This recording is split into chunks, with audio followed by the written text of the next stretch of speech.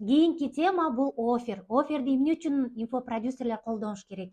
Мисалы, биз рекламага бир курсту чыгарып жатабыз. Анан ал курстан сиздин көйгөйүңүздү чагылдырып бере турган күчтүү текст менен кетип аткан рекламаны биз офер дейбиз. Мисалы, биз бир массажисттин курсун сатып атабыз дейли. Ошол жерден мен адамдарды чакырып келе турган, ошол адамдардын көйгөйүн чагылдырып бере турган сөздөрдү колдонуп туруп рекламага кетирсем, ошол рекламадан мага көп адамдар келет. Оферди эмне үчүн колдонушубуз керек экен? Анткени именно биз бул жерден реклама менен иштейбиз.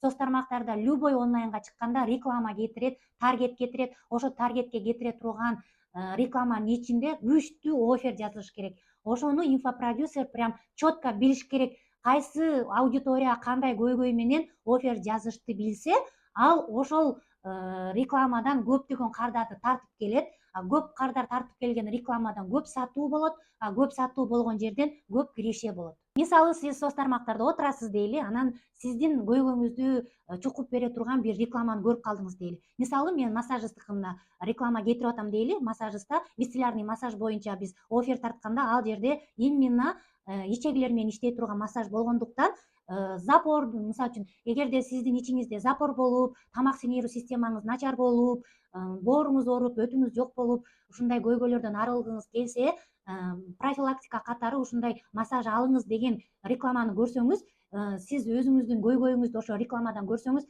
значит, ушу реклама про меня экен деп өзүңүздү тааныйсыз дагы, уже рекламанын аягына чейин көрөсүз. Анан уже бул висцелярный массаж канча сом деп уже кызыгып уже менеджерге жазасыз. А менеджер жазса, менеджер уже ал суроолорго жооп берип, толук маалымат берет дагы, уже курсту сатат. И ошон үчүн бул жерде онлайнда эң главный биз колдоно турган ыкма бул офер. Офердин атайын өзүнүн формуласы бар. Ал формуланы биз обязательно колдонушубуз керек реклама кетирип атканда. Биринчиси, ошол кардардын көйгөйүн, болун чукушубуз керек. Экинчиси, результат, желаемый результат решениясын айтышыбыз керек. Анан үчүнчү, обязательно чакырык.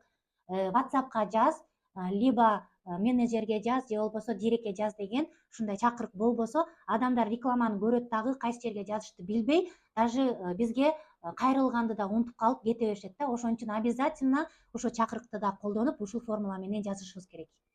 Мисалы, мен массажистмын дейли. Мен массажист болуп иштеп, ошо рекламага офер жазып кетирип атам десем, висцелярный массажга тамак сиңирүү системасы эгерде туура эмес болуп, начар болуп атса, запор болуп атсаңыз десем, бул көйгөй болуп атат. Ал эми 22 жылдык тажрыйбам бар.